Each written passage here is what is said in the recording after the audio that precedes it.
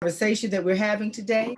Um, and um, and all of my sisters that are on this call. And I want to stop and thank my sister Christine Chen, who leads APIA Vote. I've been in this town now 25 years, and I think I met her on day 24, if that long. But we've been around each other for a long time, and just I know she's been tilling the field for I don't think as long as me, but quite a while. And every few years we get together on something. And so when we were able to get together recently to really start talking about how we can protect the vote of all of our people, we got together because we were concerned about misinformation. She's been tilling the field for a very long time. So very excited to partner with her on this conversation, our Power Table Talk series.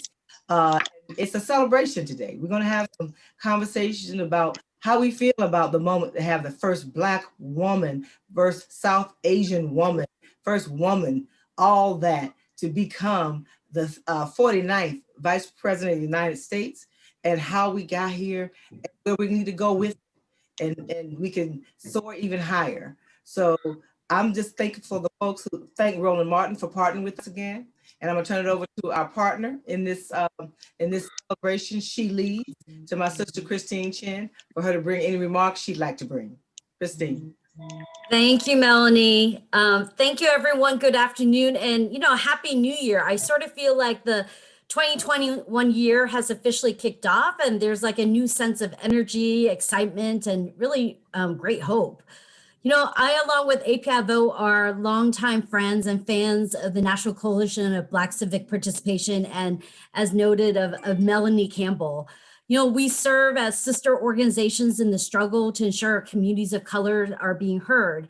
And as a national organization, we also work with local community partners to mobilize Asian American and Pacific Islanders in electoral and civic participation, because we know that the strength is really in the power of the grassroots. So today, I'm so excited to be a partner in today's important discussion and celebration. And Melanie, thank you for always being such a supportive sister, especially during the times when we as an API community throughout the years were perhaps missing at the table. You were always looking out for us, speaking up, and really making space for all of us to participate.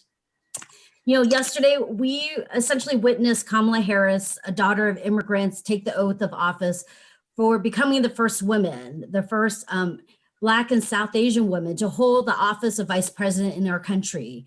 Today, our distinguished panelists will really share their thoughts, hopes, wisdoms, and aspirations as we reflect on what this moment presents to Black women and Asian women.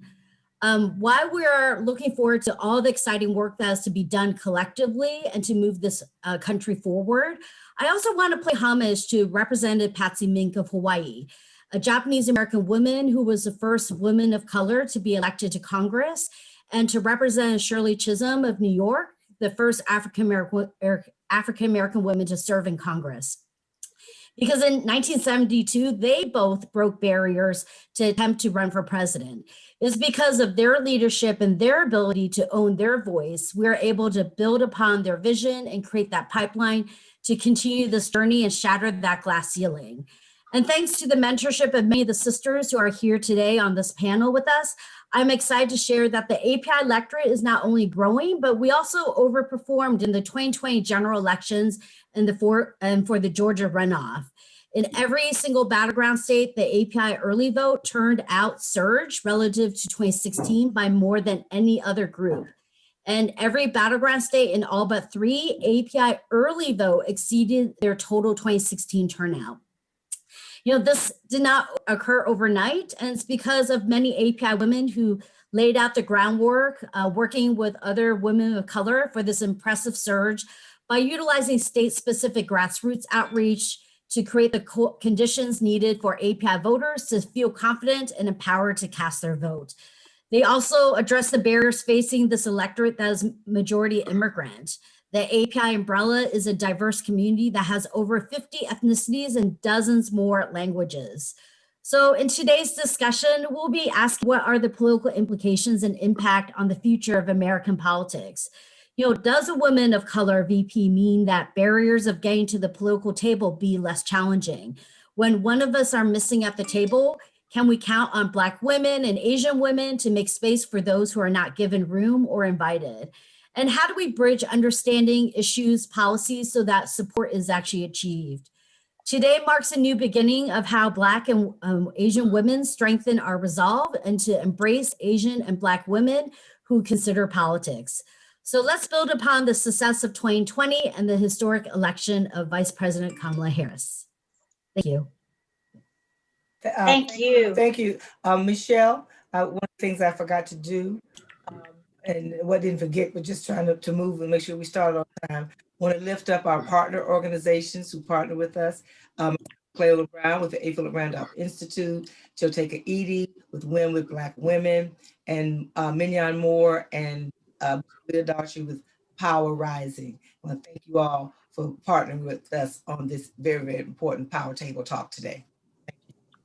Absolutely. Absolutely. Thank you so much, Melanie, for sharing those amazing partners. And again, we welcome you all to the Black Women's Roundtable Power Table Talk, She Leads Celebration. We're going to move forward and have remarks from one of our media partners. If Ms. Carolyn Wanga from Essence, she is the interim CEO of Essence Communications. Carolyn, if you are here with us, please come and bring us remarks. We are so excited to have Essence.com and Essence Communications with us today. Thank you, ma'am. Can you see me? I am here. So as long as you guys are good, I'm good.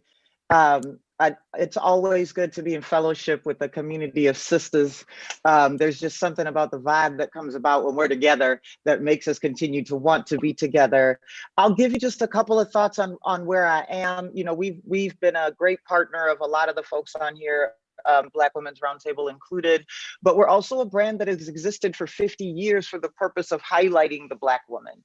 And I think that's where I'll start my remarks about what yesterday created, right? The first thing that I would share with you extremely honestly is that although we have continued to see the world, right, embrace what Black women are, whether it be what people finally saw in the election, whether it be about Kamala's inauguration yesterday, the reality is we already knew.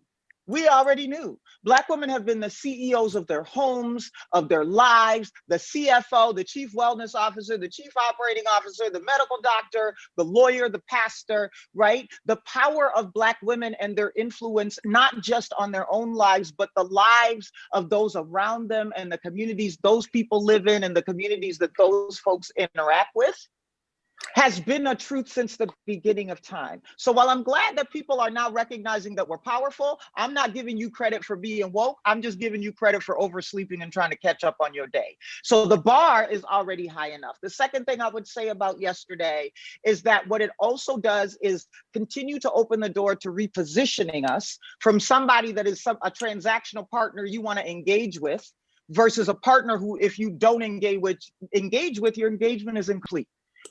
Right? We are driving culture. We sit there. We are not a transactional every once in a while friend. You need us more than we need you. And so I hope that yesterday's moment repositioned the power that we've existed in, that all entities start to recognize across public and private is necessary. And if you engage with us, you change communities because we always pierce through, we take care of them and make sure that they're there. The last piece that I would share that I think is really critical about what yesterday did, right? That aligns to both of Essence's platform, but of course the platforms of all women of color, right, is related to, there is an awesome moment that happened yesterday that makes a day where we've had a Black and Asian female vice president in America will never exist again.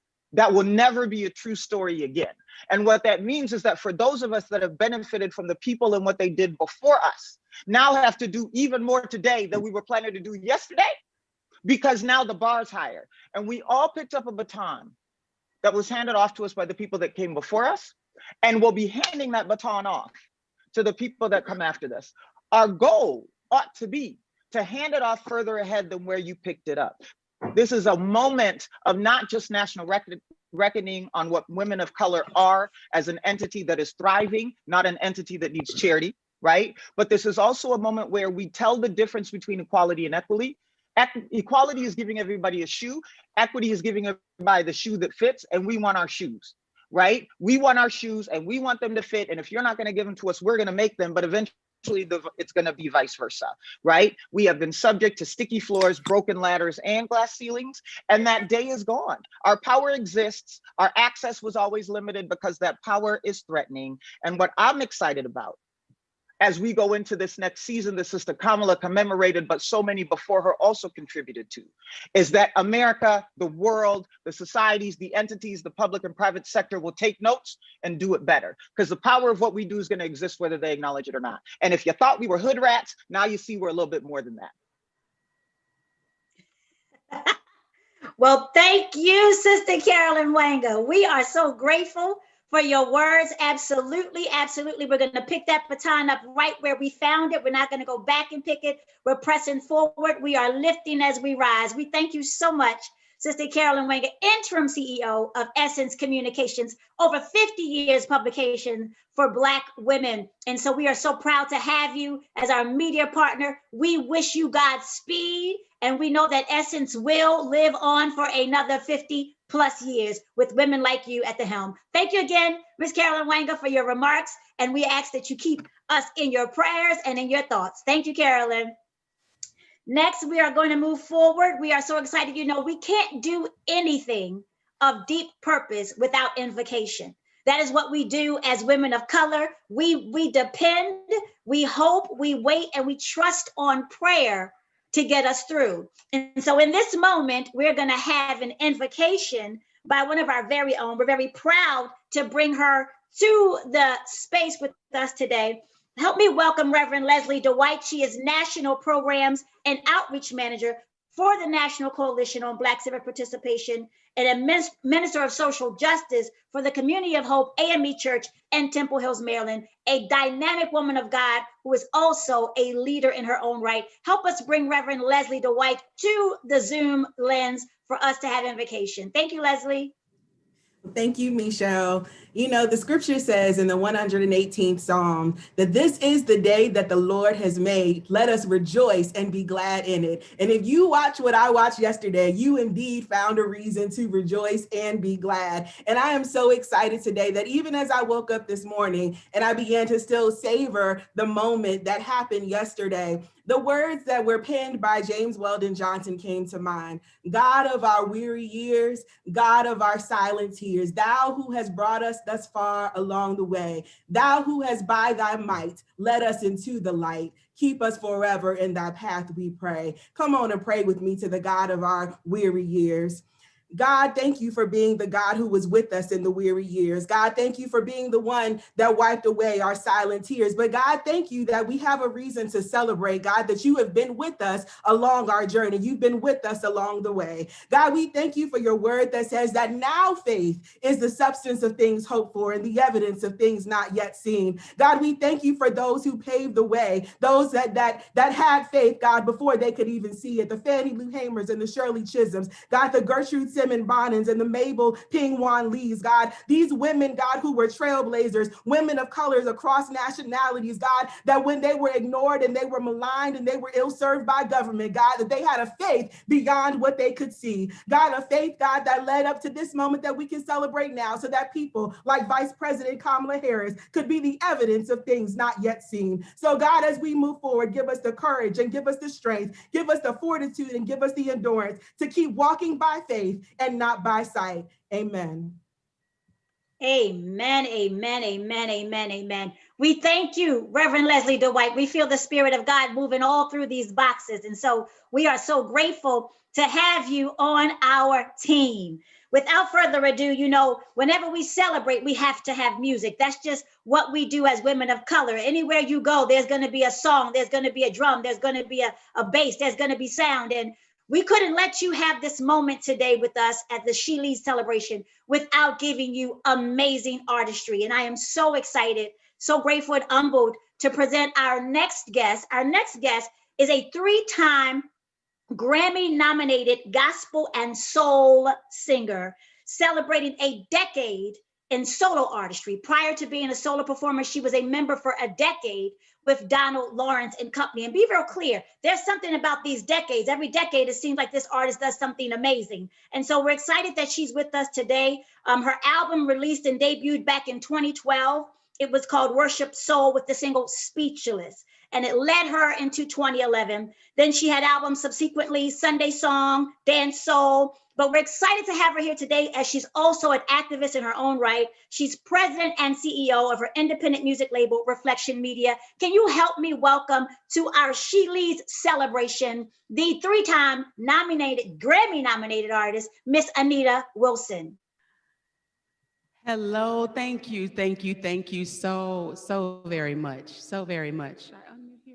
Can you all hear me? Yes. They give me yes. All right. I want to make sure we're good. Good afternoon, beautiful women. It is such an honor to be with you today. Thank you for that beautiful introduction. I am honored. I am motivated. I am inspired. I am proud as a Black woman. First of all, I will say congratulations to President Joseph R. Biden and to Madam Vice President Kamala Harris. God is so amazing. He's so faithful. And if I can be honest, as a woman of faith, as a Black woman, and just as a human, I am hopeful for the first time in a long time. And I know I'm not the only one that feels way, but I'm motivated, I'm inspired, and I'm so grateful for what God is allowing us to experience. So thank you for this opportunity to just infuse some more faith into this atmosphere and charge this atmosphere as we go on this journey. This song that I'm going to minister right now, it is about faith, and it's about those things that we don't see yet, but we know that we walk by faith and not by sight. So this song simply says, y'all, it's done. Beautiful women, it's done. What you shall be, it says what I shall be, I already am. God has worked it out on my behalf. It goes on to say, my eyes may not see it, but by faith I receive it. Go on and tell yourself it will manifest. It's already done. Hallelujah. Glory to your name, God. We bless your name. Hallelujah. Listen, it's done, yeah. What I shall be, I already am. It's done. Oh, yes, it is. God has worked it out on my behalf. My eyes may not see it. By faith, I receive it. It will manifest. It's already done. Oh, say it's done. Yeah, what I shall be, I already am. God has worked it out. Yes, He has. My eyes may not see it. By faith, I receive it. It will manifest. Yeah. Come on, everybody, say it's done. Come on, say what I shall be, I already am. God has worked it out. Hallelujah. My eyes may not see it. By faith, I receive it. It will manifest. Come on, ladies. Come on, everybody, say it's done. Come on, say it for your life today. What I shall be, I already am, girl. Yes, it's done. God has worked it out on my behalf. I believe it today. My eyes may not see. By faith I receive it. Come on, say it again. My eyes may not see. By faith I receive it. Oh, my eyes, yeah. By faith I receive it. It will manifest. Come on, clap your hands, everybody. Praise Him in advance. Before before you even see what you're believing him for. Come on and worship in advance. You say that. Praise him in advance. Yeah, yeah, yeah. Hallelujah. He did it before. He will do it again. Come on and worship. Yeah, yeah, yeah. If you believe it, say done. Yeah, done. It's already done. Say done. Yeah, done. It's already done. Oh, say my healing.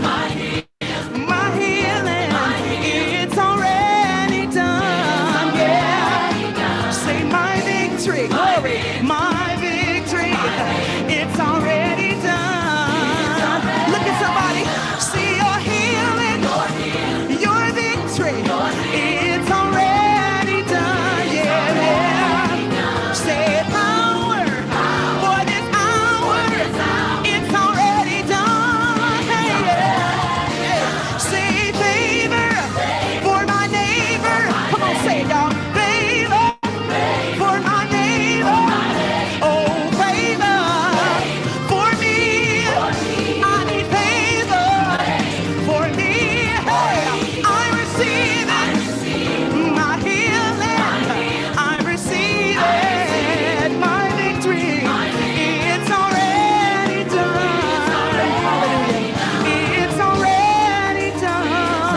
Thank you, Lord. It will manifest. It's already done. Yeah. Come on, you say it. It will. It's already done. Lord, we praise you through the eyes of faith today. It will manifest. It's already done. Hallelujah. Glory to God. God bless you, ladies. We thank God for you. It is already done. It is already done. We thank God for you, Anita, sister, Miss Anita Wilson. We thank God for you. It's already done. And so we just want to, again, just thank you for bringing all that good energy to this celebration. We have seen it. You saw it yesterday. It's already done. And so we are grateful, but we have so much more to do. And we are so excited to keep this tribute going. So excited to have had you with us today, Miss Anita Wilson. So grateful again for Essence Communications as our social media partner. So grateful for Roland Martin Unfiltered as our partner as well. And so many others, APIA, we are so grateful for you. Without further ado, this is the opportunity where we get to hear from these amazing she leaders. We get to hear from these amazing women who have been boots on the ground and from Capitol Hill down to the grass. And so we're going to have Miss Melanie Campbell come forward, and Melanie and Christine Chen will co-moderate our first panel, our Power Table 1 panelists. Let me just tell you who you're going to see this afternoon at this Power Table. You're going to have the blessing of being able to bear witness to the political scientist. Let me make sure I get it all right.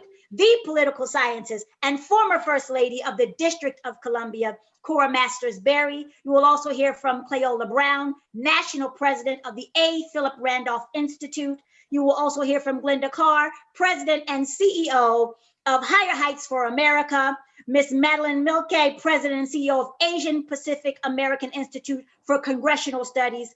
Mignon Moore, co-convener of Power Rising, and Miss Joteka Edie, co-convener of Win with Black Women. Buckle up, because this will be an amazing conversation moderated by President of the NCBCP and Black Women's Roundtable, Melanie Campbell, and Miss Christine Chen. We are excited to have you. Let's go, ladies. All right, all right. It is already done. Thank you, my sister Anita Wilson, and thank you, Joteka, for making that connection, because that's what sisters do. So it is already done. And so looking forward to this dynamic conversation, co-moderated my sister Christine Chen. So Christine, I'll start it off with question 1, and then we're just gonna do, ladies, we're gonna just flow with this thing. And so it is so exciting. The first I want to ask everyone to answer, and we'll go right in the order. Not sure Mignon was able to make it. I know she had a schedule, so if she's not here, we know she's here in spirit, because I don't see her on in these wonderful boxes we're in. But the first questions, ladies, and Sister Cleola and Cora and Sister Cleola, you all start us off, and then Glenda will come to you and Madeline, and then Joe Taker. So the question is, on a personal level, what did it mean to you? And how do you feel? How did you feel yesterday when you witnessed that swearing in of our 49th Vice President, Kamala Harris?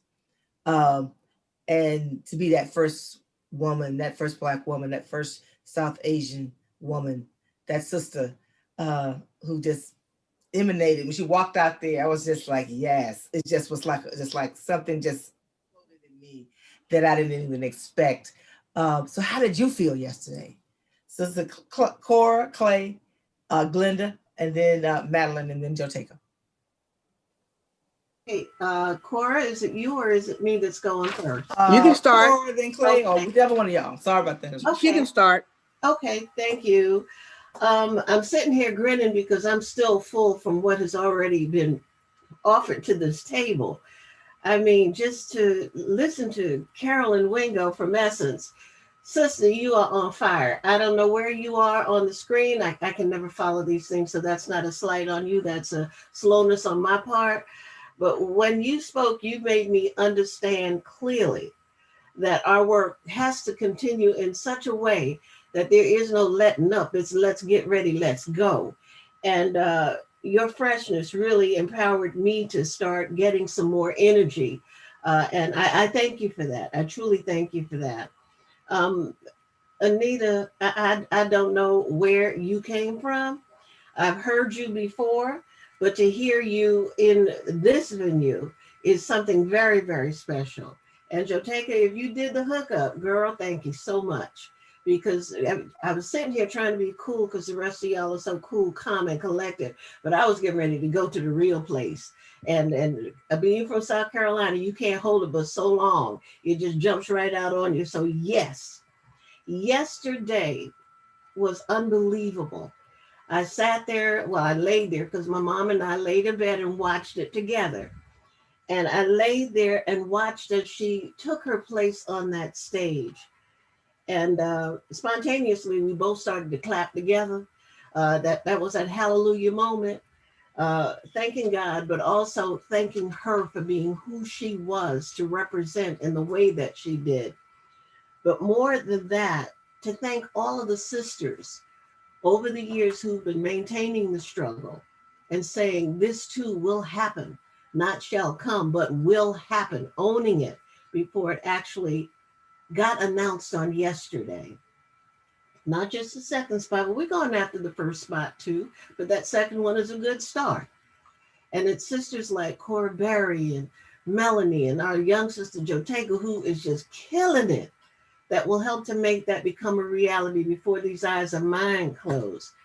Then as the morning went on and people started to call and text while I was trying to watch the show, it just gave that extra juice. I didn't want to talk to nobody. I didn't even want to text anybody back. I just wanted to be in that moment. But to know that so many people were reacting in that way brought on them happy tears. You know, that one where your face goes sideways and your nose start running and everything else just lets go. There was such a relief that was experienced because of the pride that was coming up from the bottom of not just the heart, but the spirit that made you take ownership, no matter how small the contribution to it may have been. And I know my part is small, but compared to the feeling that I had, I felt like I helped push her across that stage. And I'm gonna hold on to that. I'm gonna hold right on to that. Because this morning when I heard a little sister about 7 years old say on TV that she looks just like me, I went right back to that ugly cry space again, because that's what it's all about. Our kids can't be what they can't see. And to see that was a door that has long been waiting to open. So before I get to the other place one more time, I just want to say that it was wonderful. In a word, it was just wonderful. That's what I felt yesterday. It was wonderful. Well, that was very inspirational to me to listen to you. And I love the picture in my mind of you and your mom in bed watching it together. Oh, I wish I could do that with my mom. So that was a wonderful thing. And by the way, my mother, you look it up, Dr. Isabel Masters ran for president of the United States 4 times. And if you look up Black women or women who ran for president, she'll be at the top. She's right there. So I know she would have really enjoyed watching that. But as a political scientist and as a woman of a certain age, my value, my view of it, I had a contextual framework. I was studying and analyzing the events that have gone on for the last 2 or 3 weeks. And I watched and I studied what was happening on the 6th and the reaction to it. And all of this is ordained. I mean, God has a way of waking us up and bringing us to deal with the devils and the obstacles that we've just gone through too much. And to me, when I saw her, I didn't feel like, oh, this is, because, you know, I have a granddaughter and she doesn't know that you can't be president of the United States. When she was born, Barack Obama was president. So this is all normal for her to see a Black woman and a Black man doing things like that. But I think looking at what we've been through in the last 4 years and looking what we've gone through in the last 2 or 3 weeks, it just can't, I just stopped. And I said, this is a racial reconciliation. This is reckoning of the issue of race that has gone on in this country too long. There are too many people who have been pushed to the side. I grew up through the 60s and we were talking about Black power. And by the time I got to 2020, we weren't talking about it anymore because they had dummied us down all of those generations. So to me, to see Kamala up there, I believe from that sister, from what I've been picking up, I've been watching her. I'm looking at the symbolisms. That's great. You know, the Howard band and all of that, that makes all feel like a part of it. But I'm thinking we have work to do because the serious, impactful policies which will change the lives of our people deep in our communities is now and it's never or never. And I expect her to be the conscience of America. I expect her to make sure that Joe Biden's on the right track. And you're right. Today, and I've said this before, is the beginning of the campaign of the next president of the United States, which will be a Black woman. And it will be Kamala Harris. But she's got to do the work. She's got to do the work and she's got to be serious about it. She's got to go deep. And I want to say in 4 years, when I'm out there campaigning for her, I don't want one brother or one sister to say to me, why should I vote? Nothing ever happens in my community. Nobody ever does anything for me. It's her job to make sure they don't say that to us so that we can say in the last 4 years, all of these policies have gone on. Your tuition abated, enterprise zones in your community, job opportunities, stuff that really changes the lives. That's when I look at her, I'm thinking, you got some work to do, sister. You look cute, but you got some work to do. That's what I was thinking. I'm sorry, y'all. Cora, thank you, Cora. Thank you, Clay, Cora, and then Glenda, and then I'm hoping I'm right. I'm looking, Christine, at you. It is Madeline on this one. We knew we had to do a switch, right? Madeline's on this. Madeline. Okay, just want to make sure I didn't pick up the wrong script. Thank you so much. So then it'll sit for my sister Glenda, Higher Heights, and Madeline with the Asian Pacific American Institute for Congressional Studies. And then following her, we are Sister Joteka Edie with the Win with Black Women.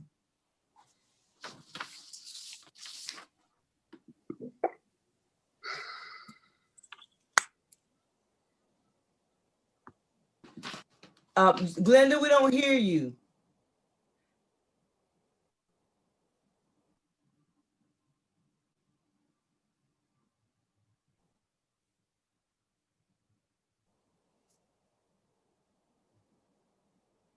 Okay, we'll come back. Okay.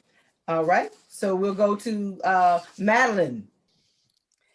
Thank you so much, Melanie. And much thanks to you and to Christine for inviting me to be a part of this panel. I greatly appreciate being in community with all of you strong women and look forward to learning from you as well. So, the moment itself, I think, was very emotional for me. And I think it's also something that's important with the Asian American Pacific Islander community, because we see one of us also up there. I think it's one of those things too, where you see a lot of intersectionality as this nation continues to evolve to be a more perfect union. Seeing that we have so many identities involved in the work that we do in the Asian American Pacific Islander community. Christine alluded to earlier how diverse we are as a community, languages that we speak. Having Vice President Harris be a daughter of immigrants is also such a strong prevailing theme for us, because so many of our new citizens are immigrants to this country, and having her be a symbol of leadership teaches all of America that immigrants have a vital voice in the story of the creation of this nation. And I think so much of that is such a personal story to the API community. And I'm just so blessed to see it happen, to see a woman of color, and to recognize that all the work that Black women have put forth in this country in the civil rights movement, how we can be an ally and coalition to make sure that we are all working together to strengthen our communities and our families, is such a vital piece of how this country becomes a better one. And it's because of those voices, and hopefully through the work of the Vice President in her role in advocating for all of our communities, like Ms. Berry said, this is a part of that, is that we look forward to seeing her not just be a symbol, but also to be a person who will advocate for us in the future. Thank you, Melanie, so much. And yes, we're building this coalition right now. So I appreciate you joining us. Glenda, can we hear you now? Can you hear me? Yes. And then Great. So the irony of you not hearing me is I said, my voice sounds like I was out in DC for a physical inauguration for the last 4 days. I have no voice anymore. And my body feels like we were all together for 4 days leading up to it, except my feet feel okay. Because our feet would be killing us. So, for Higher Heights, it was found, well, the words Higher Heights was written down 10 years ago in February by Kimberly Peeler Allen and I, and we dreamt a dream that led us to this moment. And so certainly it was getting of a full circle moment, recognizing the work for Black women's leadership and political power. But I have been sad, my Maya Angelou grandmother, there's a line in there that says, I come as one, but I stand as 10,000. And that is certainly what Vice President Kamala Harris did yesterday. I mean, her multiple identities, that's her superpower, right? Glenda, in my multiple identities in this woman, right? Daughter of an immigrant, Your Wi-Fi is, technology is not our friend. I want to take the video off just for a minute and see if because it cut you off. If you could go back, you make that quote, so people have to hear it. So you may have to take your video off for a minute and see if that'll clear it. Oh no! I know. I'm like, no, you got to go back to that quote. If you don't mind. Can y'all hear me now? Can you hear me now? Yes. I said that Maya Angelou once wrote, I come as one, but stand as 10,000. And that is certainly what Kamala Harris did yesterday, right? She is the first woman of color, daughter of immigrants, right? South Asian woman, a member of a historically Black Greek letter organization, a graduate of a historically Black college, a daughter who was bused to but wasn't a busing program. I mean, every single piece of that. I am a daughter of an immigrant, a Jamaican immigrant. I'm a member of Alpha Kappa Alpha Sorority Incorporated. My parents fought and advocated for my brothers and I to have some of the best education, and we were bused. And so I think that is what is going to be her thing, the intersectionality of her ability to take these multiple identities and actually be able to lead and put forth policies and advocate for budget priorities that center all Americans. And that is what Black women leaders have always done, right? When we have diverse decision-making tables, we make better decisions. And I'll just leave this. The irony of, we've been fighting, we were fighting to ensure that the appointment of her vacant seat would have been a Black woman.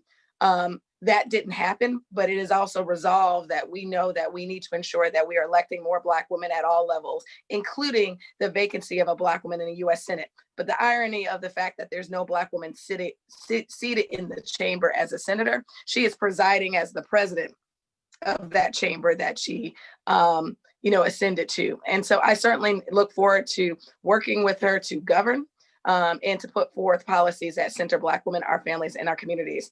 And I'm going to go figure out what's wrong with my internet gremlins today. But I'm so happy to be celebrating with all these women who fought, literally, y'all, these women fought and advocated for Black women to be vice president.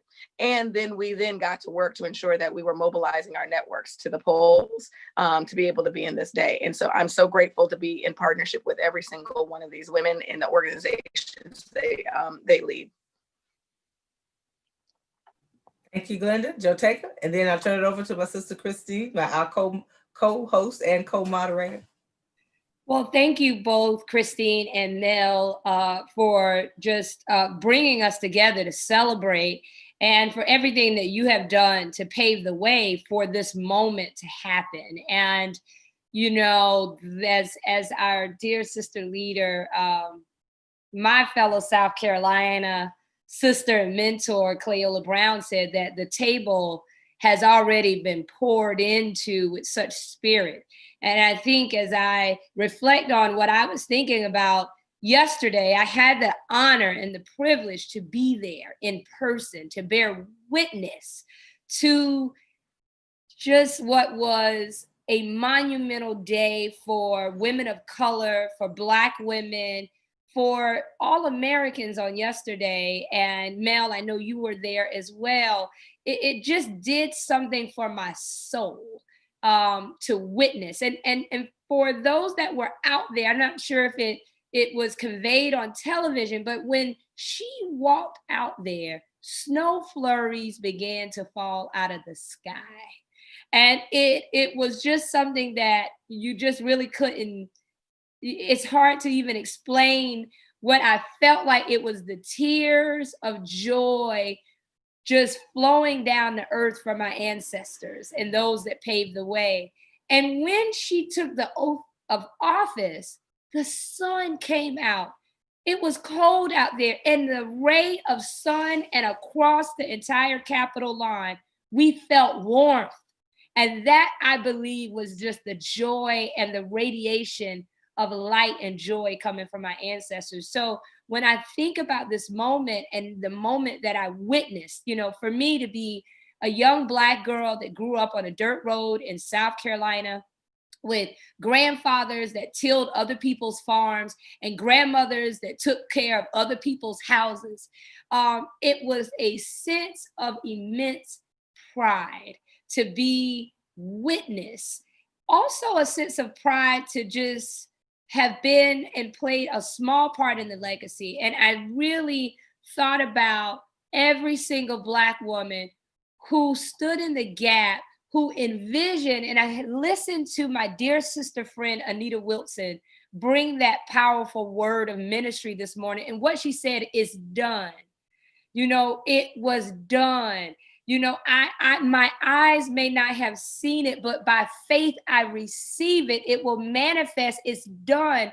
And I thought about the fact that before I was even born, there were Black women who knew that it was already manifested and done, and they did the work. They paved the way. 22 founders of Delta Sigma Theta Sorority Incorporated who marched in the women's suffrage knowing that they knew that it would be years before the right to vote would come for a woman. They knew it would be years, but what they knew is that it would happen. I thought about Shirley Chisholm. I thought about Dr. Dorothy Irene Height. I thought about Barbara Jordan. I thought about Sojourner Truth.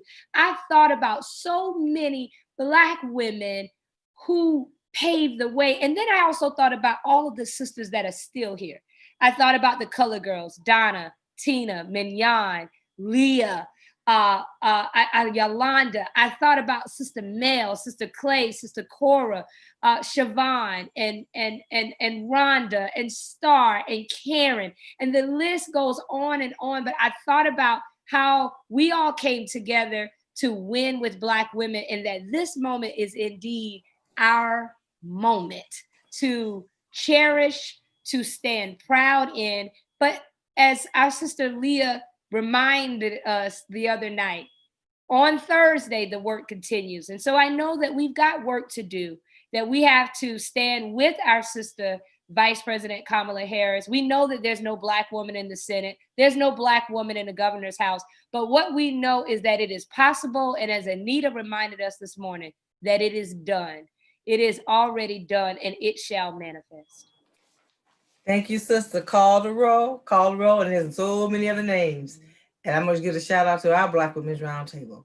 I'm going to give a shout out to my sister, Latasha Brown. I'm going to give a shout out to all of our civil rights and social justice organizations. Cleola, we work real close together with APRI. It took all of that. Cora, you roll it and push it on us and getting it and got out of space and put yourself in a space you really wasn't too comfortable and started having conversations every week. It was so much of all of that. And Christine, I'm so glad we're able to partner, because I know you and I were speaking, you all were getting it done. And so Lord knows, I hope I didn't, if you didn't hear me call your name, you know I was calling your name in spirit, because it took all of that, all of these years, all of that, all of the toiling in the vineyards, and I'm going Clay, so I do my ugly cry. Okay, Cleola, stop. Right, I'm gonna gonna stop talking. Crying. And I just thank God that I was able to live to see this moment. And for me, I'll turn it over to my sister Christine. Oh. About that snow.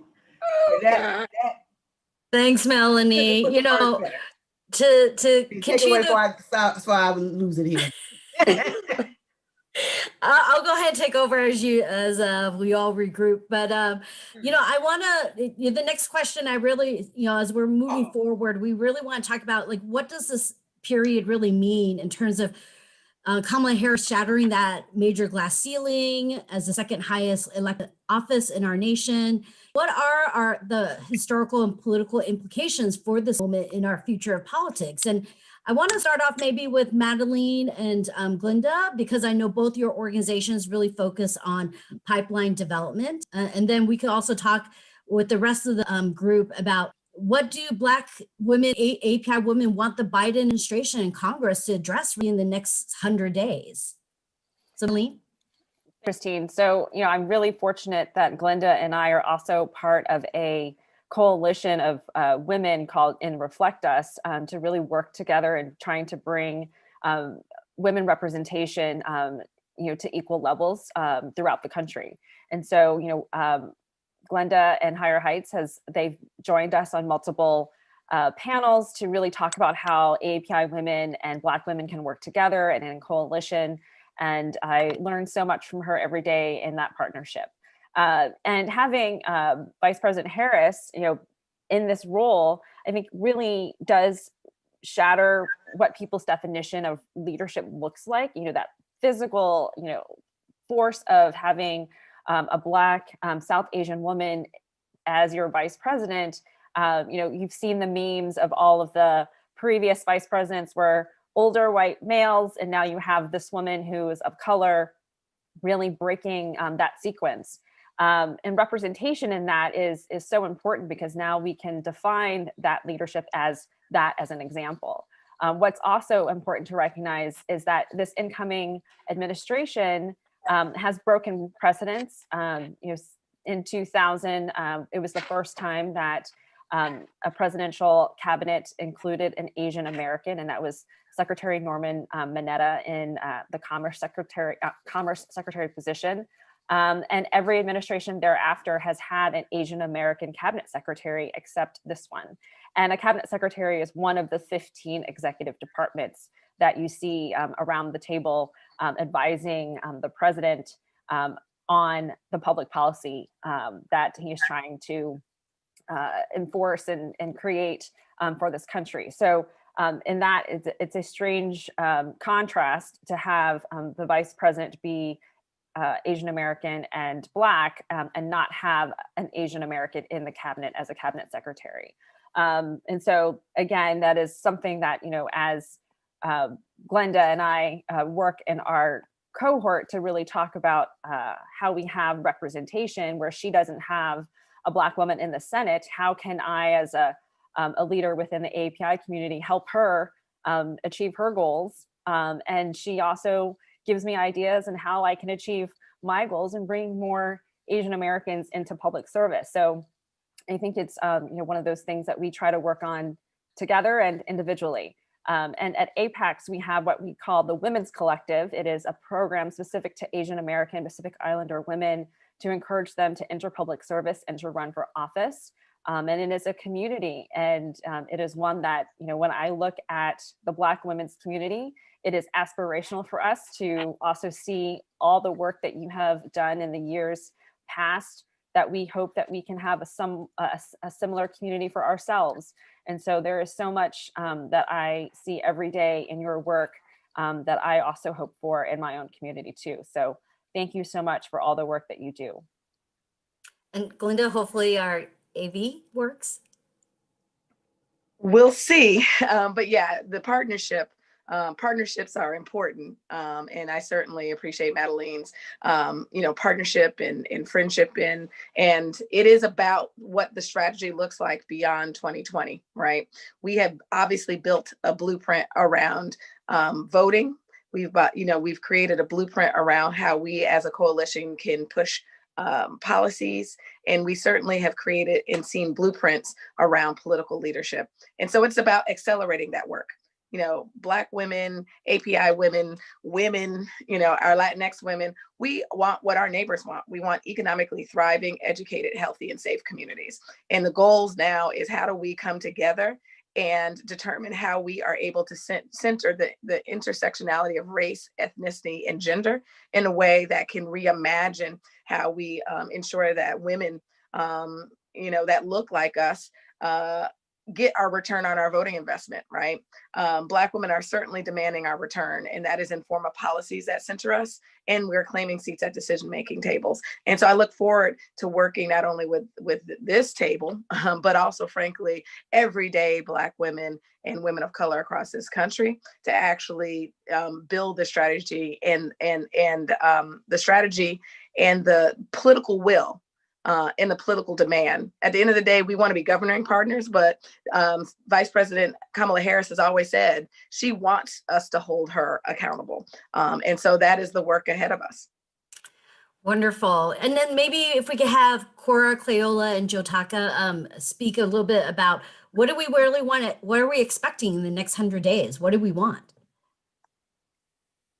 Oh, Cora, if you got unmute yourself. I'd like to say that something about that, because this pandemic has really shown us a lot of different ways to do things. And I can give you a zillion examples, but I'm telling you that yesterday showed America. And what grieved my heart was this country is made up of all kinds of people. And why does it always have to be so divided? So I'm concerned about that. And then us as Black women, we can't just advocate for Black women. I was talking to Jotaka earlier, and I was telling her I have a friend coming over, and I was saying I'm going to be on a panel, so you're going to have to wait. And this is an ex-congressman, and he said, "What, y'all doing that women thing again?" He said, "Every time I look up, I hear you women are caucusing and doing stuff." And I was like, "Calm down." And Jotaka said, Well, tell them we advocating for them too. And so, but it was really funny because I didn't even know that he knew. He says, that win with Black women, or what is it? Which one of these? We said one of these mafia groups that you all, and I laughed. But I am saying that as Black women, we also have to advocate for the larger community. In my heart, that grieved me. And I started a podcast, and Melanie's right, for one purpose and one purpose only. I was asked to do it, and I only did it because I wanted to try to reach the unreachable in terms of this election. I was grieved by so many of my people being so disaffected and not understanding the impact and the importance of voting.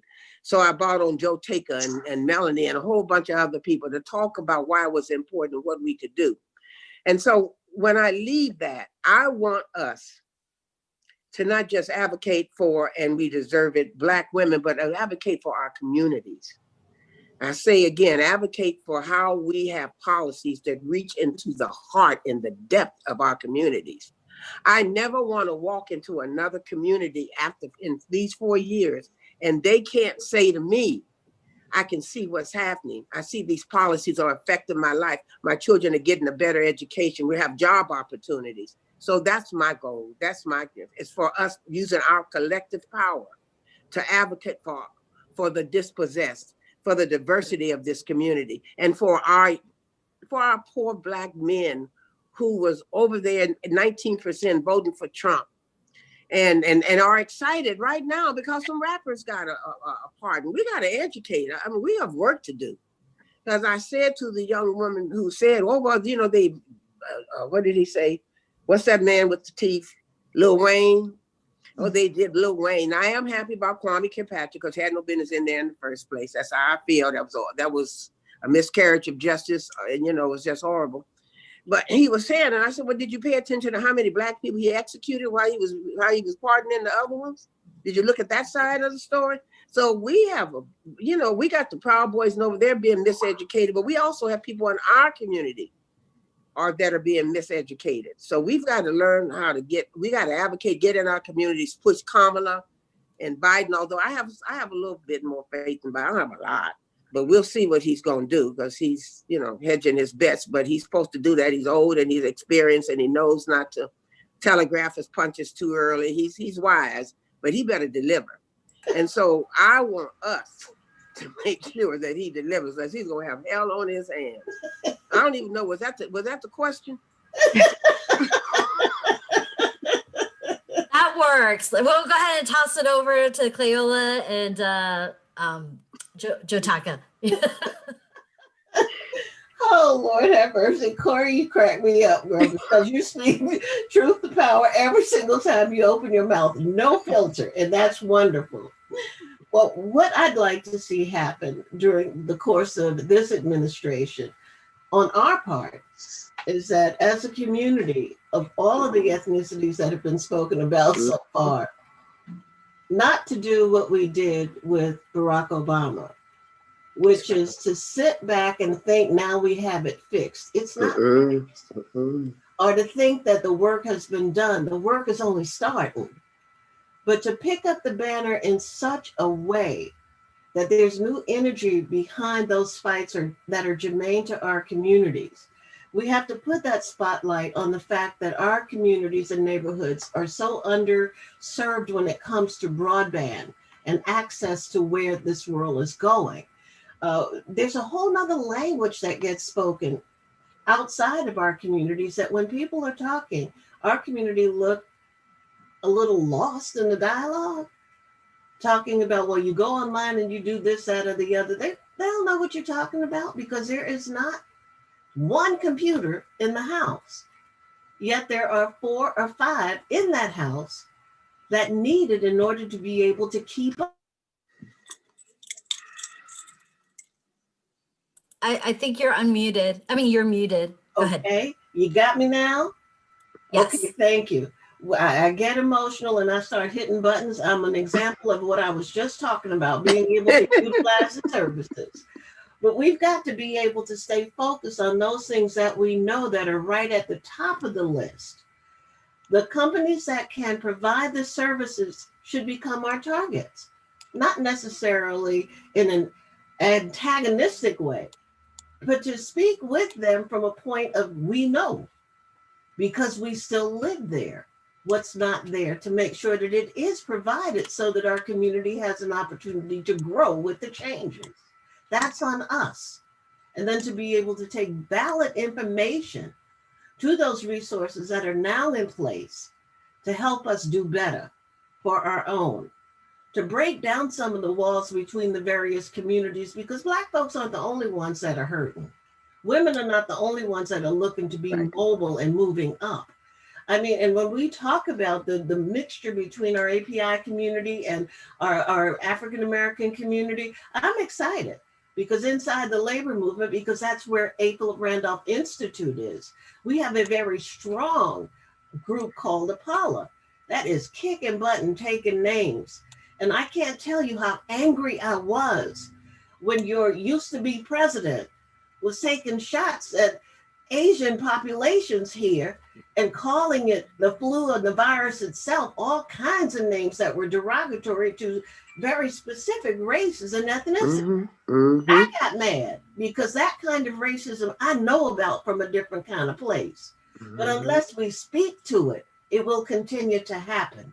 Now is the time, with the diversity that is there, gender-wise, ethnic-wise, for us to constantly remind all of us and those who make decisions that there is an obligation to serve all of our communities to the best of their abilities, to bring about some equity and to make sure that we are no longer struggling the way that we used to.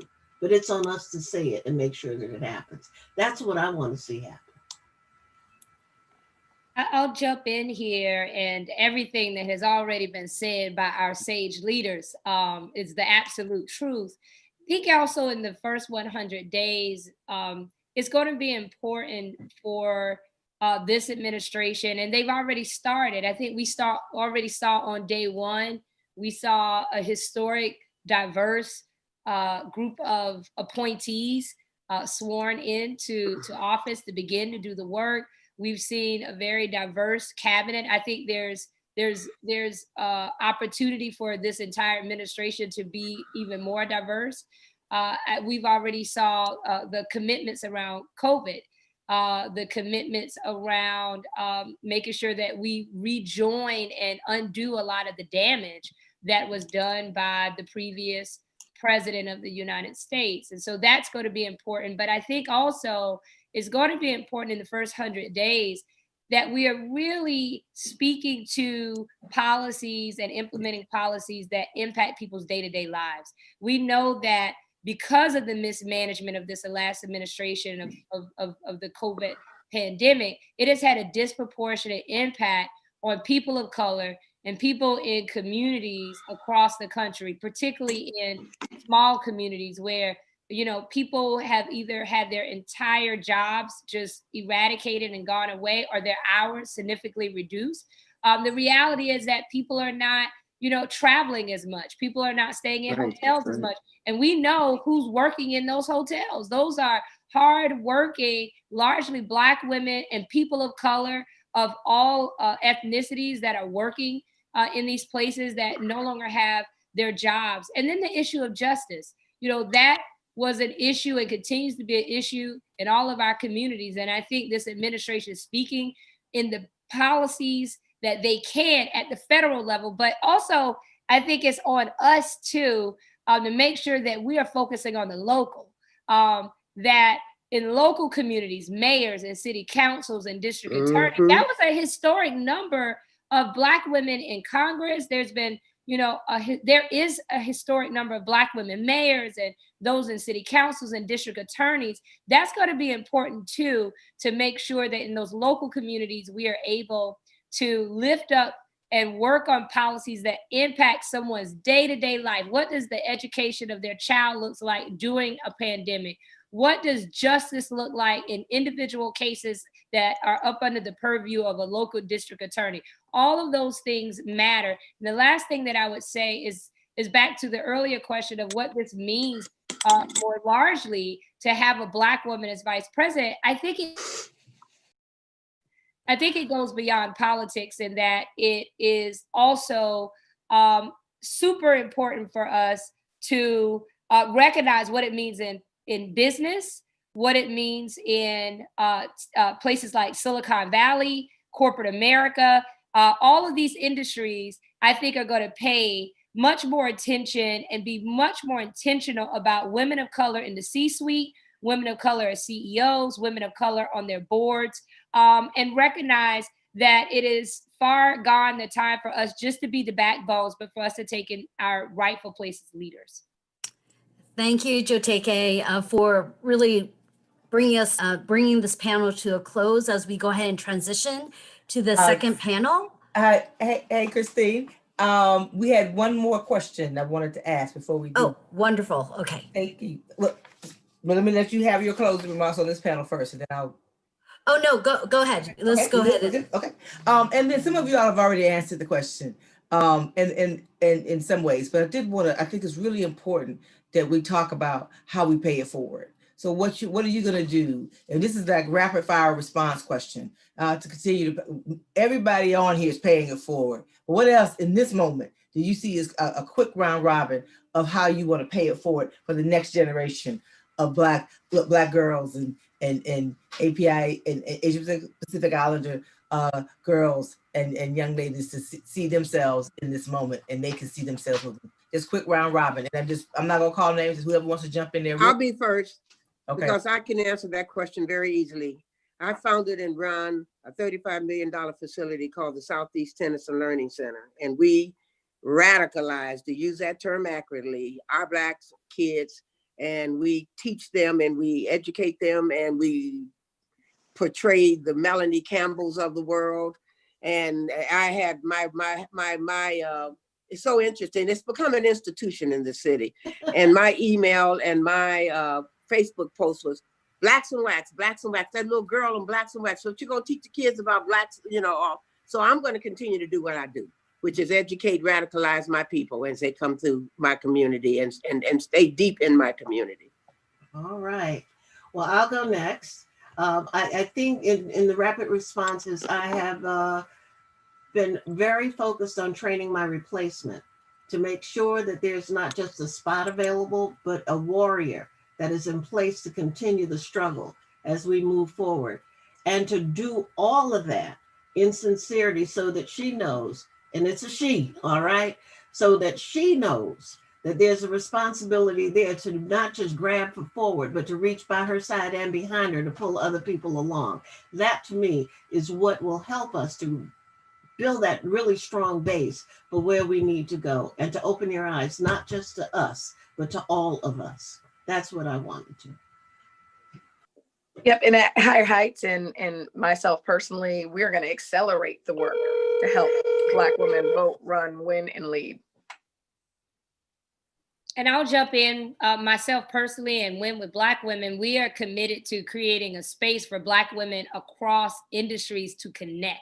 And also elevating our collective power and agenda, and making sure that the next generation of young Black women step in to the power that exists already within them, and giving them the space to lead. And finally, making sure that we see Black women, everywhere, whether it is in magazines, on television, on networks, that we see Black women, because as it was said, it's hard to be what you cannot see.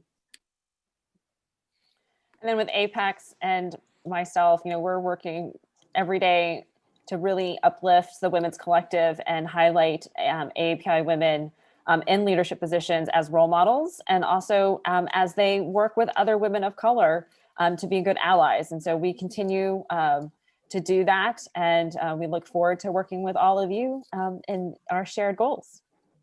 And Christine, what about you? What about APIAVote?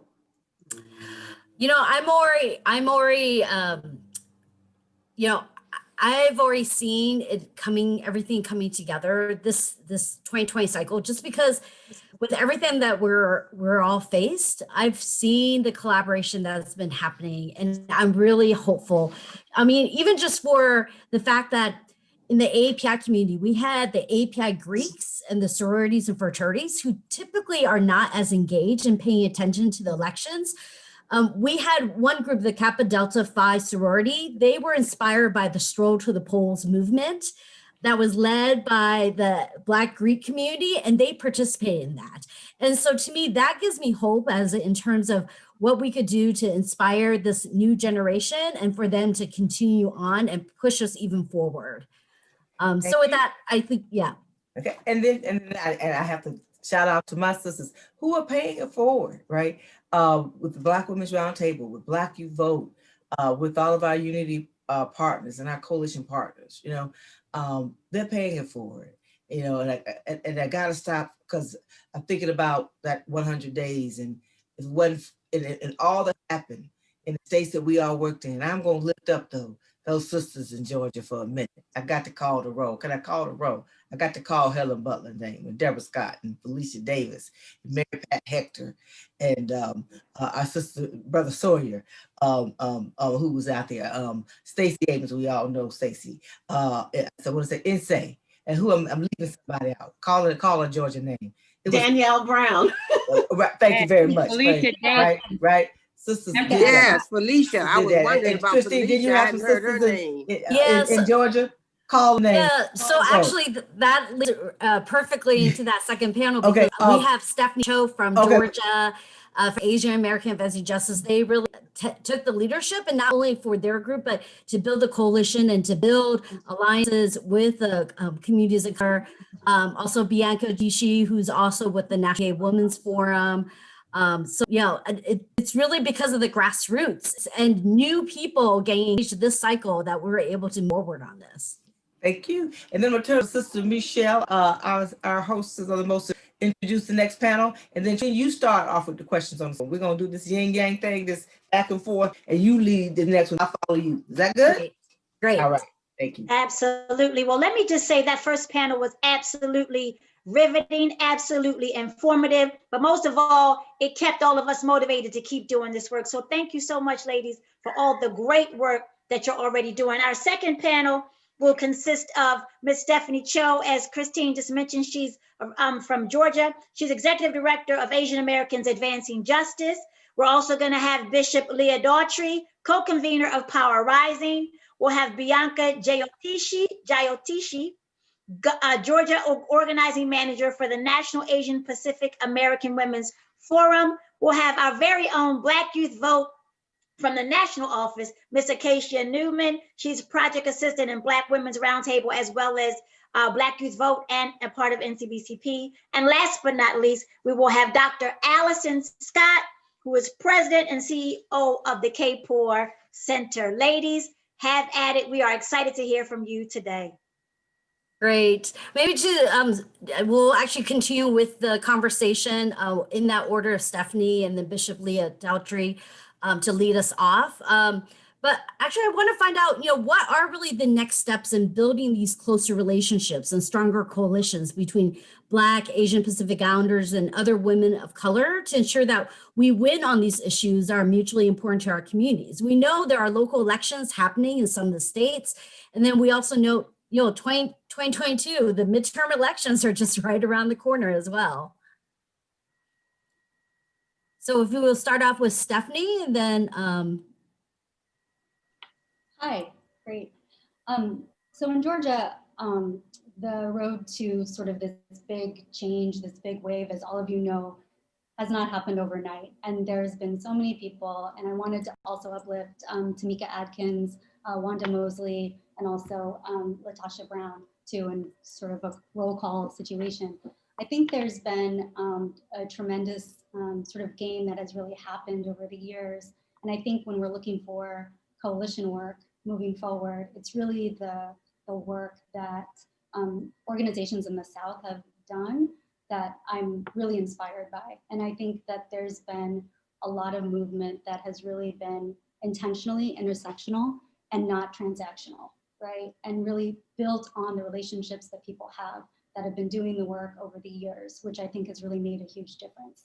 And when we're looking about doing any policy work at our organization and many of the organizations in Georgia, we're constantly looking at how do we be innovative and how do we make sure that the issues that are happening at the grassroots level really are made into real policy. And I think that that work has really transcended and really given sort of truth to power for a lot of the different issues.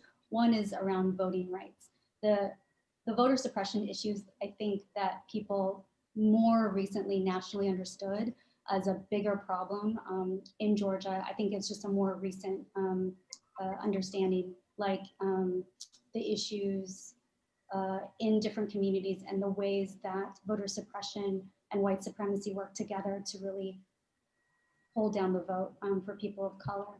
And I think despite all of those things and what's happening and moving forward in the local work and then also nationally is that there's a fight back now, right? There's all these people now that saw the power, right, of the immigrant vote, the Black vote, and now they want to suppress that even more on a national level. And they want to take that playbook from what they saw in Georgia, how they tried to take us down in Georgia, and they didn't. So moving into legislative session, even right now, there's a bunch of terrible bills, but we have built a really strong coalition that is multiracial and that is working across the state to really look at how we can get more people involved in some of those really key areas where people don't realize that there's immigrant Black voters in those areas. Maybe they see it now on CNN because they saw the map or whatever, but now we were going to do that anyway. So the way we sort of see it is that coalition building is important all year long. It's important when no one's looking, and it's really important to really move forward so that we can change from basically our place of fighting and fighting for every single thing to a place where we can really move towards really progressive and new policies in Georgia. Thank you, Stephanie, and congratulations, because it really was a collective effort for the Georgia runoffs. So with Bishop Leah Daltrey, I mean, you've had a long legacy.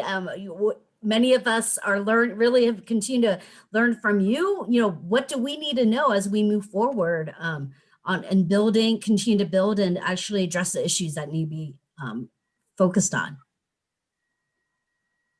Oh, if you could unmute yourself. Thank you, Christine, and thanks to Sister Melanie for her leadership and all the ways that she works every day to build the kind of coalitions that we're talking about today. You know, coalition work really begins, as Stephanie said, every day, not even really around work sometimes. I think what lacks, I think, in our communities often is just the relationship building and the getting to know each other. We like to, and sometimes, you know, we're women, we just dive right into that work, right? But what our country needs, I think right now, is for us to really see each other, to hear each other, to understand where we're coming from, and to really to expose and dive into the principle that you don't have to be just like me to be just like me. So if we can, I think some of us just dive into the relationships and start to build strong sister bonds with each other that transcends issues so that when issues come up, we know who's got our back. We know who we can go to. We're familiar with one another outside of the work of rallies and signs and protests and all of that, but we can understand one another as sisters who share similar issues and similar bonds. That makes the movement work that much stronger. That makes the movement work that much deeper because we have built trust with one another around, well, of course, we're in COVID now, around Zoom screens. But when we can, around kitchen tables, because particularly among African-American communities and Asian American communities, the culture is very similar. We bond around food, we bond around families, we bond around sitting and the aunties and the uncle and getting to know one another. And I think when we learn to see each other as women, as sisters, then when it's time for a fight, let's go, let's suit up together. And there's so much work that we need to do together and within our own communities. Listen, I'm still concerned. We had a great day yesterday. It was wonderful and magical and glorious, but I'm still just a little bit salty that there is no Asian American in the cabinet. I'm a little bit salty about that. Actually, I'm a lot salty about that. And so how do we make sure that the interests of the Asian community are protected even while we're at the table? How do we hold them up and make sure that their concerns don't fall through the cracks? Because for the first time in a very long time, there is no Asian American cabinet secretary. That's unfair, in my opinion. And so that makes those who are at the table carry a double burden to ensure that those who are not at the table are still represented, that their concerns are still heard, that someone is still speaking for them. And that can only be done if we share the bonds of community and share the bonds of sisterhood. We got a lot of work to do. We got a lot of doors to open. We got a lot of ways to make. We got a lot of seats to drag. We got a lot of doors to bust down, but we can do it together. We're stronger together than we are in our separate communities.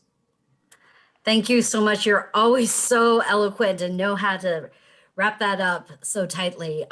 So Bianca and Acacia Newsom and Dr. Allison Scott, would you like to go ahead and address, where the, what do we need to do to win on the issues that are mutually important to us? Yes, hi, I can start. Thank you all so much for having me here. Just want to echo what's already been said and also add a little bit more. I think this past 2 elections, with the general election and the runoff, it's been really clear the power we have when we work together. So NAPAWF has been doing a lot of work at the local and national levels in coalitions, and those have been led by Black, API, and women of color. There are narratives that are really harmful about API and Black communities intentionally put to pit us against each other, especially when the real issue is actually whiteness. And so at NAPAWF, we are working to combat these narratives within our own communities and stay in coalition with other groups to ensure that we are not losing sight of collective liberation. So at the national level, we have been working in coalition with a Black and Latina RJ group, reproductive justice group, called Intersections of Our Lives. We pushed a survey in 2018 to capture the needs of women of color from their elected officials. We found that women of color voters would like to see greater visible representation among the choices to represent them. Shocking. 88% of those women would like to see more women candidates running for office, and 85% would like to see more candidates of color running for office. And so just some of what we're doing is really trying to bridge that gap. And I'm hoping that yesterday is going to be a good indicator of the change that is yet to come. And then at the local level, we are part of a group called Amplify, which is a coalition of Black women of color led reproductive justice groups to fight for reproductive justice for our communities. And so because of our coalition work, we are recognized as a national coalition that legislators listen to and talk to understand the intersection of race and class and gender. We want our elected officials to consider the needs of Black, Latinx, and API people when it comes to reproductive justice. It's not enough that abortion is just legal. It's about finding care that is affordable and accessible in different languages as well. And so what we're seeing is that many of our people want to have children, but can't or are unable to because of a lack of healthcare due to language or immigration status or financial situations or language access. So it's crucial, absolutely crucial, that we continue our coalition work to make sure that we are able to make sustainable and structural changes that will benefit our communities, all of our communities. Thank you, Bianca. Acacia, do you want to jump in? Yeah. Hi, everyone. I would like to just say that I want to just honestly amplify everything that everyone has already said, simply because all of that is just facts. Like that's what we say it in our generation, it's just facts. So I think that one thing that will really help is that if we just continue to build the momentum, you know what I mean? Continue to do the civic engagement that we have already been doing, you know what I mean? And I feel like that will, just the sthe way that it made an impact in the election, it should make an impact in this new administration. And I feel like that all the young Black women and the young Asian Pacific Islander women, you know what I mean? Like all of us, I feel like we're doing the work, we're doing what we need to be doing. We're headstrong, we're ready to work, we're ready to, you know what I mean, get down to business. And I feel like if we just continue and just bring along any young person that we see that isn't a part of it, bring them along so that they can be a part of the change, a part of the power, a part of the force. And I feel like that right there will grant us our wins. Thank you. And then we'll wrap it with Dr. Scott, and then I'll hand it over to Melanie. And Dr. Scott, I don't think she's made it yet. Hopefully she'll make it before she's on the West Coast, I believe. And so hopefully she'll come on board. So, and before I forget, thank you. I don't know if we said it formally, but I want to thank our first panel of Power Table sisters who were on the last panel. Sisters, I'm going to combine a question. We've talked a little bit about the 100 days, but wanted to see, and Leah, Bishop Leah, we were witnessing that together yesterday. And Sister Joteka, and all of us were witnesses from various, either physically or through all of the ways we could watch this thing. I want to ask you all the same question we asked our first Power Table panel, and that's on a personal level. What did it mean to you? How did it make you feel seeing our sister become the first vice president, 49th vice president, as a Black woman, a woman of South Asian descent, with Jamaican roots from in her family, and just this powerful sister woman. This woman become that first vice president for all of us. I felt like we were all becoming the VP yesterday, and how you paying it forward for the next generation. So I'm just going to combine those two questions. And we'll start off with, we'll just go the same way. Stephanie, and then Bishop Leah, Bianca, and then Acacia. And if Dr. Scott is on, we'll maybe have her just make some remarks if she's able to make it. I watched it with my daughter yesterday, which was very exciting. She asked me, I was crying like everybody. She asked me why I was crying, and I don't think I had a good answer for her because I was still processing the whole situation. Part of it was relief, part of it was remembering what 2016 felt like, especially working on election work in Georgia, and the aftermath of it over the last 4 years. And then she asked really very clearly, blankly, like, with President Biden, is he a nice person? She just asked, she's like, is he a nice person? Because she had heard that, Trump was not a nice person. So she just wanted to know. And I said, I think he tries to be a nice person. I don't know if I answered that good. And then, and then the same thing with Kamala. And I was like, yeah, I think she tries to be a good person or a nice person. And so she was like, good, that's good. So I think, trying to figure out ways to talk to a 6-year-old about what this meant to me or what this means, I think is also something that I'm, processing and struggling with as well. And when I think about the future, right, I think about her future. I mean, she's only 6, but I work with a lot of young people. And I think the sort of point that I see is that young people are better, I would say, are more equipped with the idea of de-investing themselves in whiteness and being part of that status quo. And I think it is our duty, or at least for me, my duty as like an older person is to really let us reclaim that leadership that is authentic to Asian American women, and that leadership and that sort of vibrancy, that sort of spirit can look in all different kinds of ways, and to really be looking for that and to mentor that also in young people. But in terms of like letting young people lead, it's not just asking their opinion and then doing something else.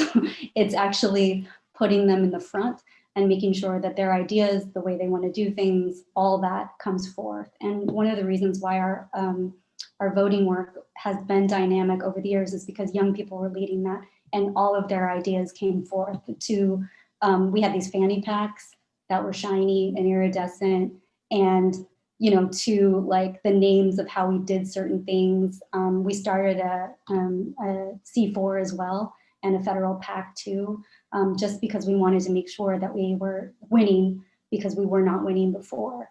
And I think it's that showing people to be brave and to be outspoken as an Asian woman. I'm also queer. It's very important to show that queer looks like a whole bunch of different things. It also includes people in the South, and it also includes moms.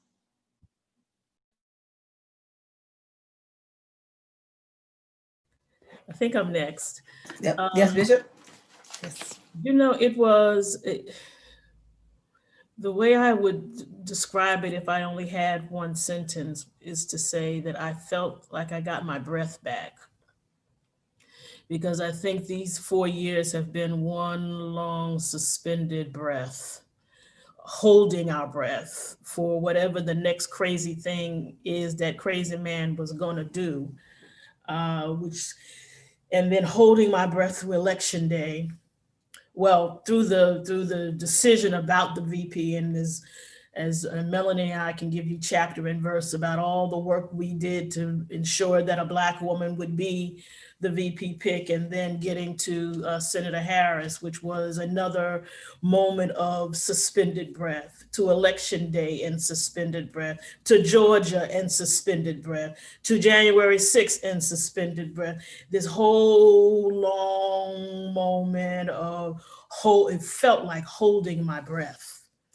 And then yesterday came, and I think I was still holding my breath until I saw her come down the stairs.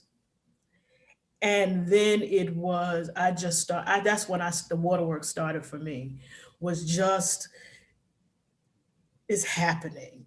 It's really, really happening. And Melanie and I were fortunate, we were sitting near each other. We had a lot of our collective was there, but she and I were like right near each other. So we were like, can you believe this? And oh my God, and going back and forth. And I think we must have turned to each other about 40 times yesterday. Just like, can you believe it? Because we were right, like, right across from each other. And it was just this moment of all the years of work, all the years of struggle, all the years of fighting, all the years of our ancestors just trying to live to get to this moment. And it was just,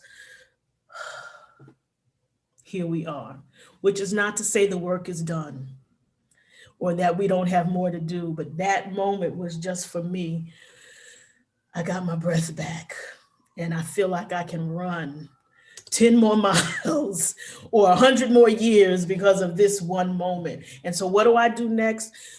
The work of my faith, the work of Power Rising, the work of Black Church PAC, the work of the Proctor Conference, all of us together, is to continue to pour into the next generation of leaders, to ensure that they have the benefit of what we've learned. There's no need to make the mistakes we made, so they can learn and grow and move on, and to continue to make space. There's not enough space for us in America.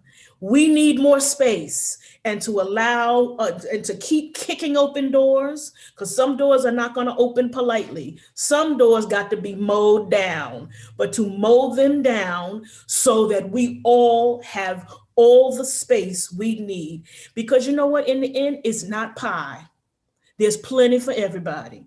So if we can just make the space for every voice to be heard, and that's the work I'm committed to, making the space, lifting up the next generation of leaders, and to continually say, the leadership line is short, get in it.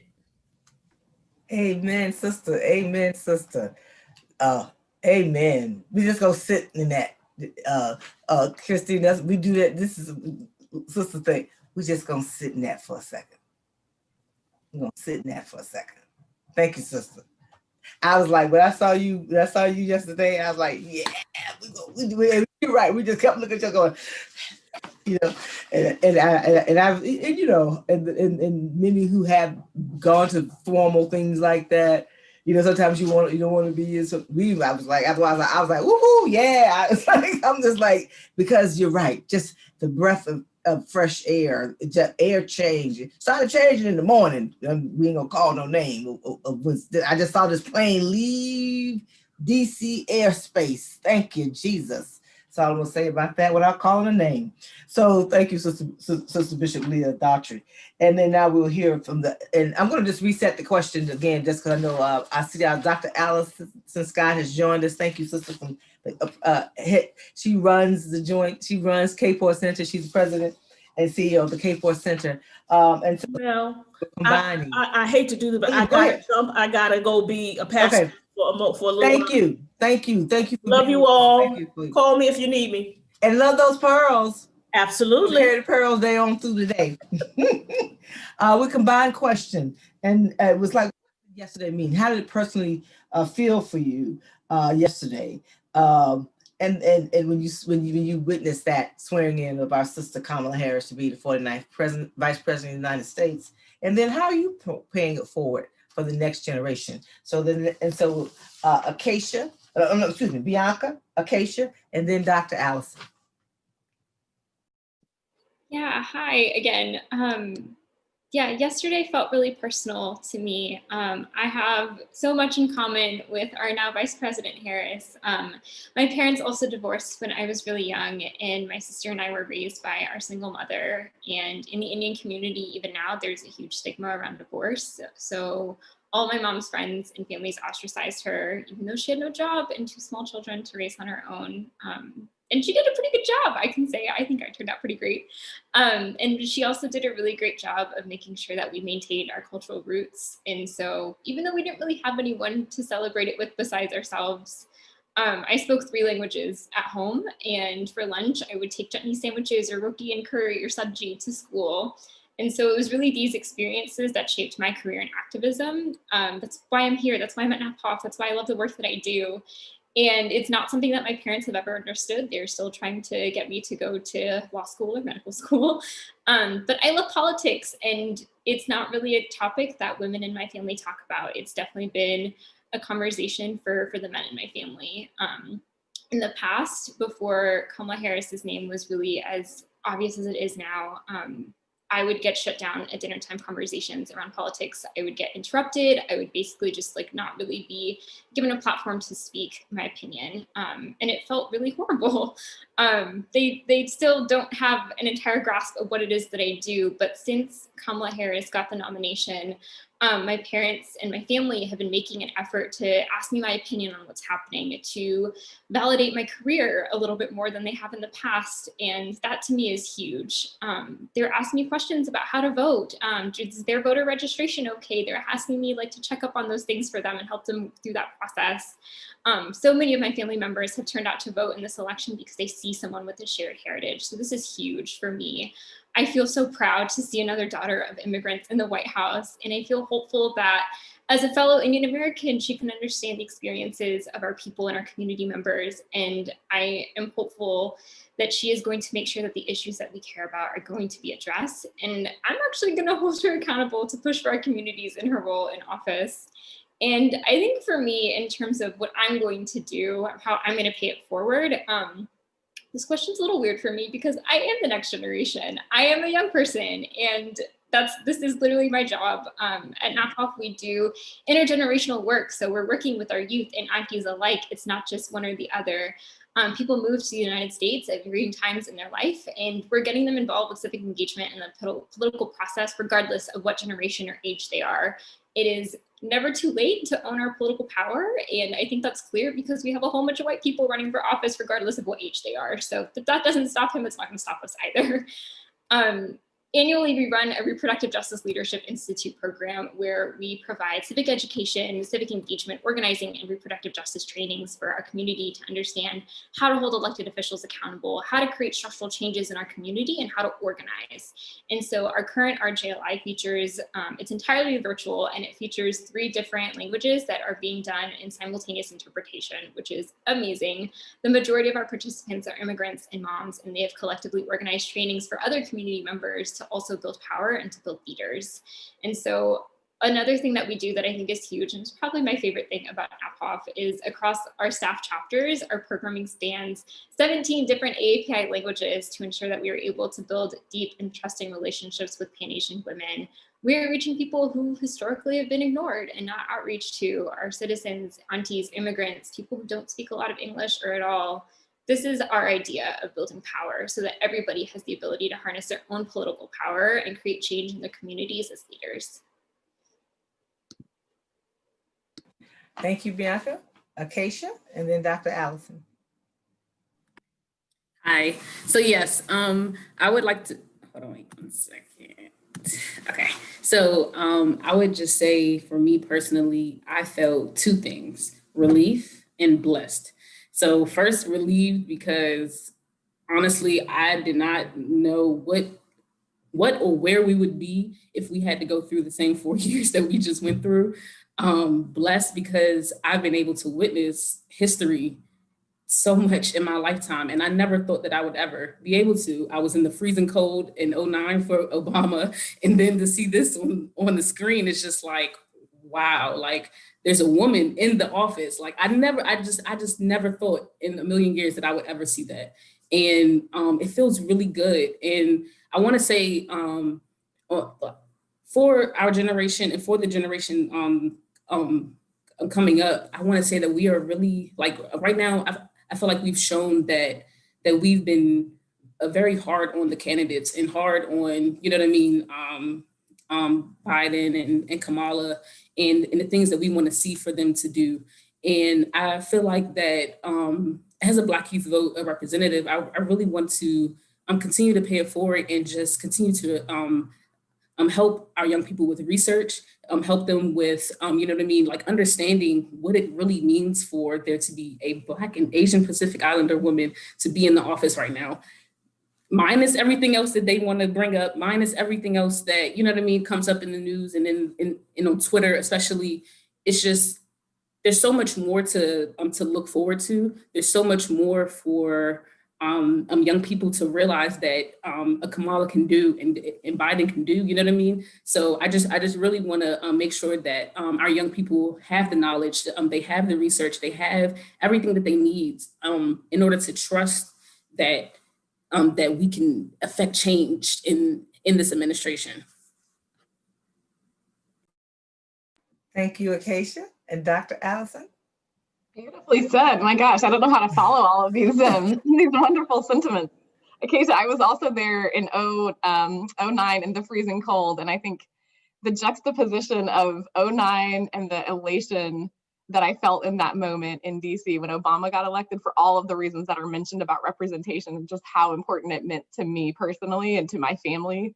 And then to also be in DC in 2016 or 2017 in January during that inauguration and just see, literally visualize the difference in what America can be and what it became almost overnight. And I think I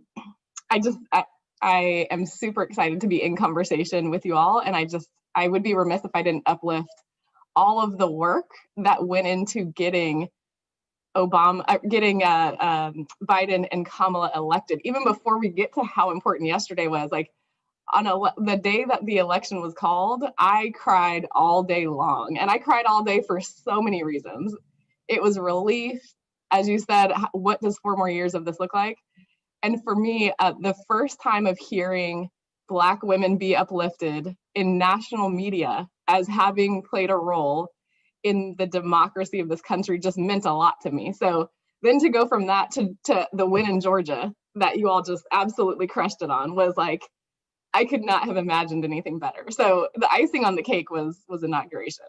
And as Bianca said, as a HBCU graduate, that was what really stood out for me, is to see the Howard University marching band escort Kamala into the White House was just spectacular for me. So I am still trying to process the excitement and what it means for the future of our country. And I was just on a call. I apologize that I'm late, but I was just on a call that said, somebody said, you know, this is a really important moment, not just for representation, but for thinking about where does this country go from here? We've seen what this country could be, and we have an opportunity to create something better. And so in terms of paying it forward, I think, you know, I can talk about some of the work that we do, which is focused on diversity and technology. So you might say, well, how does that relate to civic engagement and grassroots activism?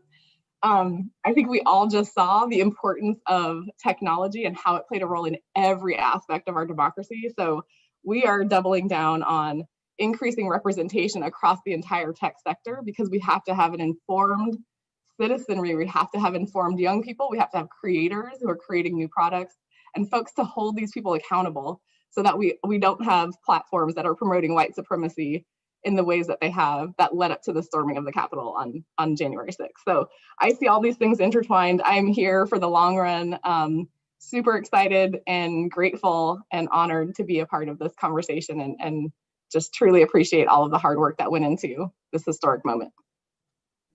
Thank you, Dr. Allison. My sister Christine, any thoughts you had? I know we didn't really go into, because we're at that time and we don't want to, we didn't want to go over time, but just take a couple of seconds, couple of minutes to just say any closing remarks and thank all of you awesome sisters who joined us today, and shared your thoughts and shared your intimate thoughts about how you felt. Because sometimes we I don't really talk about how I feel. I appreciate you sharing that. So somebody out there, some sister and brother for that matter, who feel like, you know, it's okay to, sometimes we don't like it. We say, because we're holding our breath, afraid to celebrate. But you know, we can't let the devil steal. That's what I was told growing up. So we're gonna enjoy the moment, knowing that it's not the only moment. It's okay to enjoy the moment. And I'm in the moment just for a couple more hours. Then I turn on to pull it out, all the other things that we have to do to make this moment mean that a moment.